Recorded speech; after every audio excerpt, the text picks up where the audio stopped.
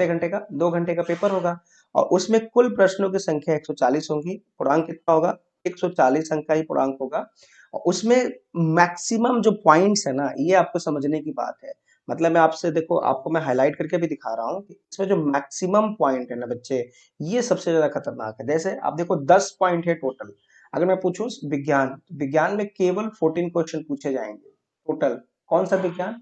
विज्ञान के अंदर क्या होता है, भौतिक विज्ञान भी होगा, मतलब फिजिकल साइंस भी, मतलब फिजिक्स भी आएगा, केमिस्ट्री भी आएगा और बायोलॉजी भी आएगा। ये तीन है ना?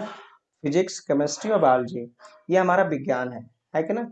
और दूसरा क्या है? इतिहास। अगर मैं इतिहास की बात करूं तो इतिहास के अंदर सब कुछ, जैसे अब देखो 2 और 3 ये दोनों मिला है ना, तो ये भारतीय इतिहास के अंदर 3 पार्ट है। पहला हो जाएगा प्राचीन इतिहास, है ना?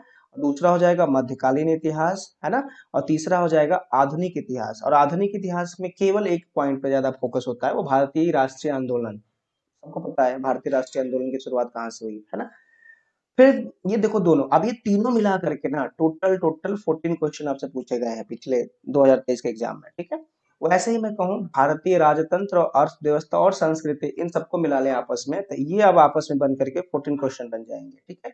वैसे ही भारतीय कृषि और वाणिज्य एक उभरता हुआ चैप्टर है जिसका नाम है भारतीय कृषि और वाणिज्य एवं व्यापार। मतलब भारतीय कृषि तो हमेशा से बैकबोन रहा है हमारी जीडीपी का, तो उसमें भारतीय इतिहास, भारतीय कृषि और वाणिज्य एवं व्यापार, ये नया ऐड हुआ है और इसका टोटल क्वेश्चन 14 लिखा है उसमें एग्जाम में।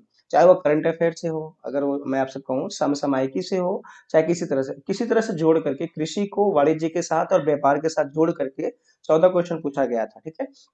जनसंख्या, जाहिर सी बात है हमारे भारत की जनसंख्या अभी भी हम 2011 काउंट कर रहे हैं। जनसंख्या, पर्यावरण, नागरिकरण, ये तीनों के भारतीय परिप्रेक्ष्य में अगेन 14 क्वेश्चन वहां पे दिखा था, ठीक है? जनसंख्या ले लो, उसमें से पर्यावरण जोड़ लो, नागरिकरण जोड़ लो, इनमें आपस मिला लो तो ये 14 क्वेश्चन बन जाएंगे।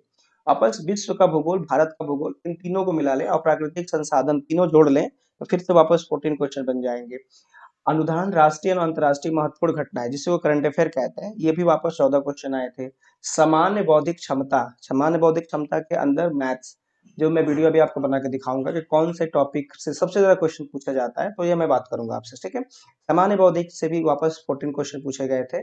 उत्तर प्रदेश, अब देखो आप ध्यान से देखो ना, एक चीज मैं दूसरे पेंसिल कलर से लिख के आपको दिखाता हूँ।